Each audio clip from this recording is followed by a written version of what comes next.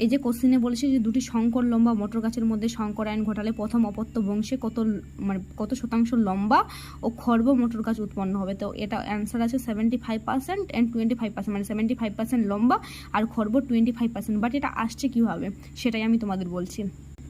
এই যেহেতু কোশ্চিনে বলেছে শঙ্কর লম্বা মানে দুটি শঙ্কর লম্বা বলেছে, তাই ক্যাপিটাল টি স্মল টি মানে দুইটা যখন আলাদা আলাদা থাকবে তখনই তো শঙ্কর, আর যদি দুইটি একই থাকতো তাহলে বিশুদ্ধ, আর যদি দুটো স্মল টি থাকতো তাহলে সেটা হয়ে যেত। এখন এগুলো জুড়ে দিয়ে হবে ক্যাপিটাল টি আর এদিকে হবে ক্যাপিটাল টি স্মল টি, আর এদিকেও এটার সঙ্গে এটা ক্যাপিটাল টি স্মল টি। এখন বলেছে শঙ্কর লম্বা, যে কোনো একটা ক্যাপিটাল টি থাকলেই সেটা হয়ে যাবে শঙ্কর লম্বা।